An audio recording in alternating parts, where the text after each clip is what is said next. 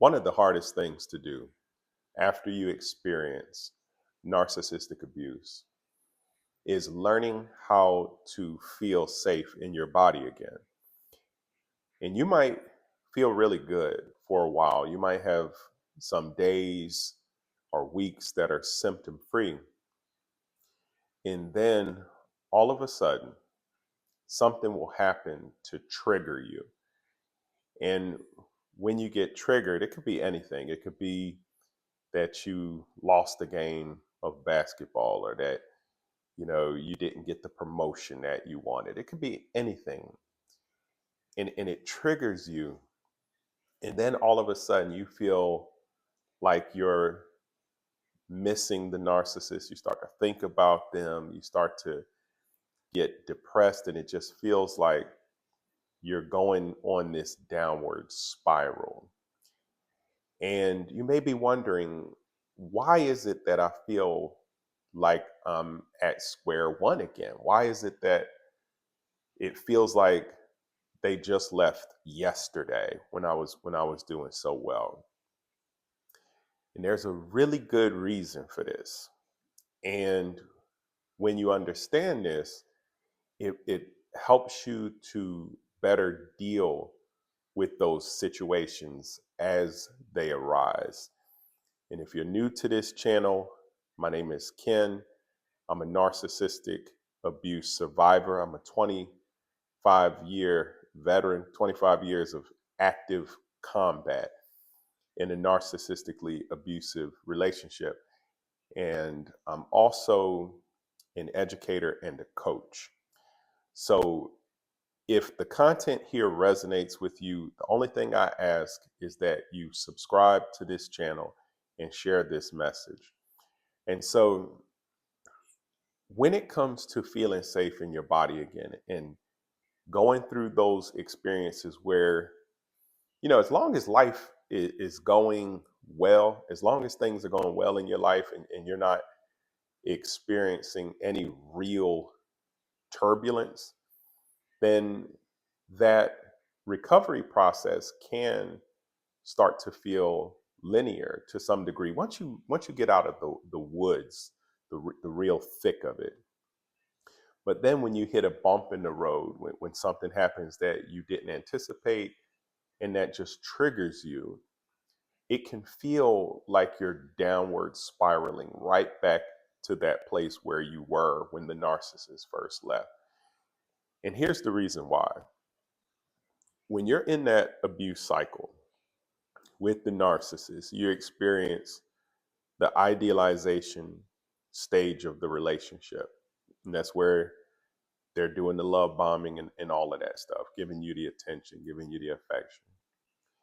And then there comes the devaluation stage where they're stonewalling you, they're projecting onto you, they're gaslighting you.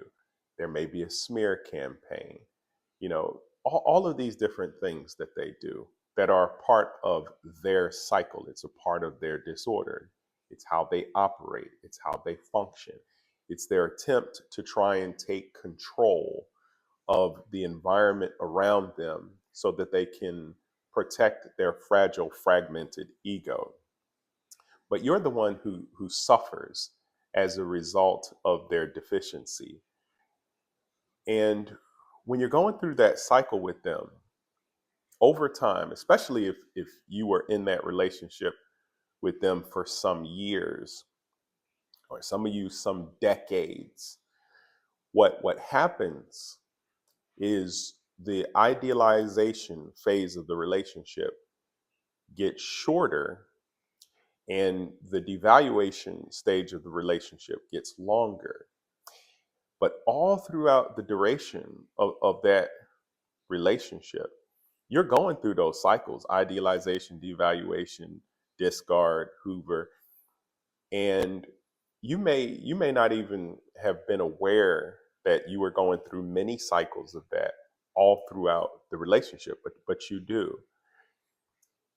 And so as a result of that hot and cold, that switching back and forth, where you experience these two narratives, they is this someone who is hurting me and who wants to see me in pain, or is this someone who loves me?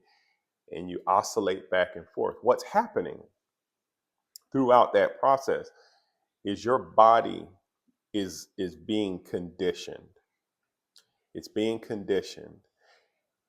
When you go to a narcissist, I'll try to put this in a practical sense. When you go to your narcissist, when you are in that relationship, and you come to them with the problem, you're like, hey, listen, we got to work this out. When you did this the other day, you know what they're going to do. They're going to use Darvo, deny, attack, and then reverse the role of victim and offender. And now you're the bad guy. But you get to a point where you know that you're not the bad guy. And you have this conflict that's left unresolved. Those of you who are in this type of relationship know exactly what I'm talking about. You reach this point of stalemate where you can't move forward. In that state, the narcissist withdraws all attention, all affection. They're stonewalling you.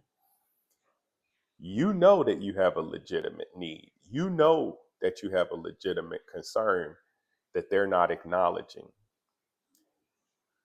But now your body is experiencing withdrawals because that abuse cycle hooks you. It gets you to where you're addicted to it because of the switching back and forth, the oscillating back and forth between the cortisol that builds up in your body. When that cortisol builds up in your body from all the stress from the devaluation stage, and then the narcissist gives you a little bit of attention and affection, and your brain is flooded with that dopamine, that chemical switch that takes place throughout that abuse cycle, it starts to make you dependent on it. You start to get hooked on it. You start to, in a sense, rely on the narcissist to supply you with that dopamine hit. So in a sense, it's sort of a role reversal, right? Where the narcissist becomes your supplier. You initially you start off as their supplier, but once they get you hooked on that abuse cycle, then they become your supplier in a sense. You become like a mental, an emotional junkie in a sense, where you need them to repair the damage they've done. They do the damage, they inflict the pain, they relegate you to a role and withhold attention and affection, starve you of that love. And as a result of that, your body goes into this withdrawal, and you feel like almost like this pain. And the only way to alleviate that pain is to get the narcissist to reconcile with you. And so you think, well, I know I've got a valid point. I know that these are valid needs, and that what I'm asking them to do is not incredibly difficult. But then you reason with yourself, because you get to a point where the only thing that matters is getting back to a feeling of normalcy, feeling normal in your body and having that pain alleviated. And so before you can go there and just forget about your own needs, because you have to do that when you're in that hellish cycle with them, you have to learn to just put your own needs aside and recognize that the only way to reconcile this thing and get back to a place, a semblance of normalcy, is going to be to concede to whatever their demands are, to concede to whatever point of view that they're wanting me to adopt. But before you can do that, you have to sort of focus on all of their good qualities. And so you start to focus on, okay, yeah, I love this person. They were there for me when I went through this hard time. They were there for me when I went through that hard time. You start to really just focus on all of their good qualities. You accentuate all of the good qualities. that you can think of with them and all of the reasons why you want to hold on to this relationship. You choose peace, and you sort of put your own needs, not sort of, you put your own needs aside. You put them aside for the sake of peace so you can reconcile with this person. And so all of the thinking and focusing on their positive qualities becomes habitual. And so what's happening inside of you, the experience you're having internally is, okay, there was this feeling of being stonewalled, and you started to have this negative emotional experience where you're you weren't able to feel good about yourself inside of your body because of all the cortisol, all that stress built up. You understood that in order to get the stress, to alleviate the stress, and to get a good feeling through the dopamine, that you had to think positive thoughts about the narcissist. You had to go to the narcissist to get them to alleviate it. Now, what what's significant about the internal dialogue that happens inside of you is that it's a conditioning process. You're conditioned to think positive. When you experience pain, you're conditioned to think positive thoughts about the narcissist in order to get yourself in a position to initiate the pleasure part of the abuse cycle. Your mind is getting you prepared to initiate the pleasure part of the abuse cycle. So you're flooded with these positive thoughts. Now you can go to the narcissist because you've forgotten all about your needs. Your needs are no longer relevant. Your needs are no longer important. All that matters is maintaining this connection with the narcissist. And that euphoric recall is what allows you to do that. So now you go to them and you say, you know what, I don't even care. Let's just make up, and I love you, and da da da. We all have flaws. And then when they reconcile with you, and you're together again, then you feel normal again. Oh, then you feel relieved, and you feel like your life is good again. And you've what you've done is you've gotten that dopamine, and that's what your cycle, your hellish cycle that you're in, that's what it consists of. So now fast forward to the present time, and let's say you've been no contact, you've gone no contact, you haven't had contact with the narcissist in 2 months, 3 months, however long, and you're feeling pretty good. You escaped. You're a survivor. You've been watching videos. You've been, going out doing things, and starting to feel a sense of normalcy again. But then something happens. Something triggers you. It could be anything. It could be, like I talked about, not getting a certain job promotion. It could be losing a client. It could be whatever the case may be. But it triggers something inside of you.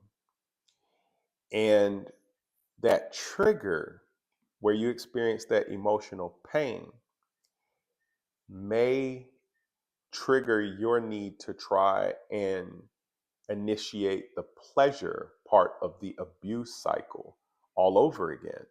Because even though you know on an intellectual level that you're no longer in the abuse cycle, you're no longer with the narcissist, your body doesn't know that yet. And so when your body experiences this emotional discomfort from whatever life experience you had that triggered pain, your body says, okay, I remember this.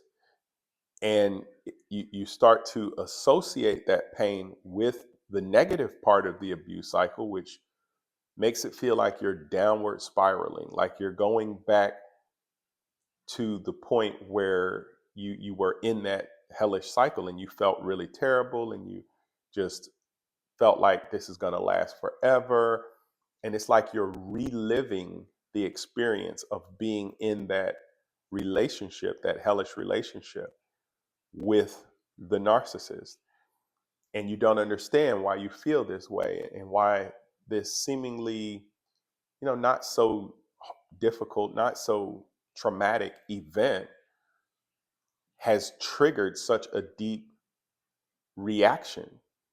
But it's because your body is associating the pain with the narcissist in that abuse cycle. And so you start to feel like you're downward spiraling.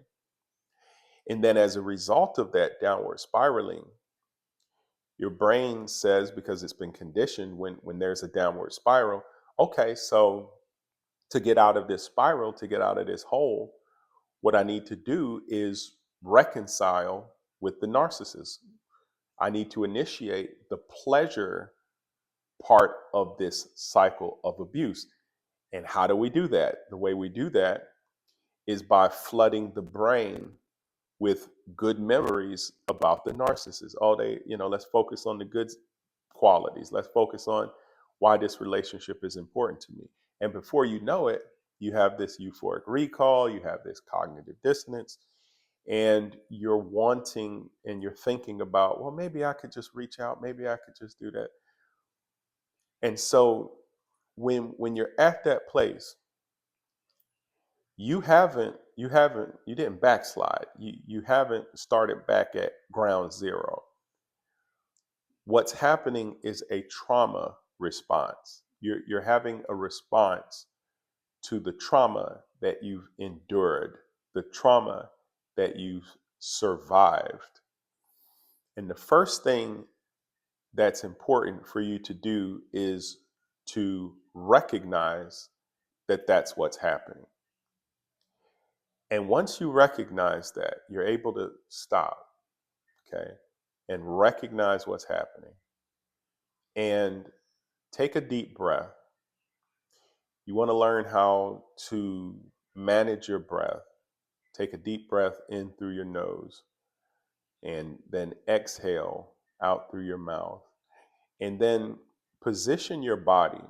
You want to straighten your spine. You want to get to a point where your spine is straight, your shoulders are back, and just get into a position where you're training your body to just feel powerful. You want to get into a straight, powerful position. And take those slow, deep breaths. And you want to ground yourself. You want to get to a point where you feel comfortable in your body.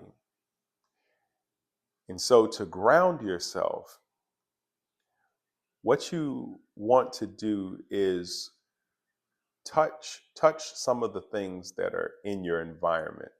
Touch 2 or 3 things in your environment. And as you touch those things, sort of think about what they feel like. And you can even describe them as you touch them.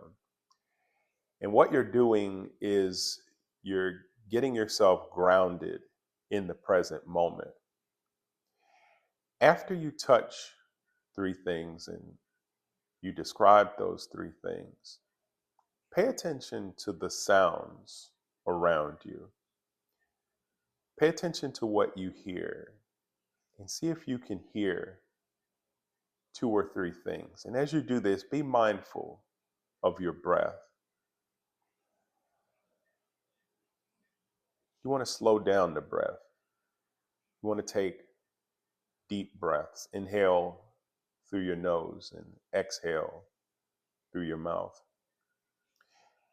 And then after you touch 3 things and you describe 3 things, 2 or 3 things that you hear, look around and see what's in your environment and visually describe 2 or 3 things that you see in your environment. And as you do that, what you're doing is you're training your body to feel safe. You're grounding your body in this present moment, in the present moment. And what that does is it starts to put you back in the driver's seat. It puts you back in the position of power where you're not a slave to that abuse cycle. Because especially if you were in it for years or decades, your body has been conditioned. This is not just a mental hijack that the narcissist does. It's not just mental hijacking. It's a hijacking of your body. And so you're going through the process of taking your body back, taking your power back, and disidentifying with the abuse cycle as a result of, first of all, being aware of what's happening when you feel that downward spiral, and then grounding yourself in the present moment.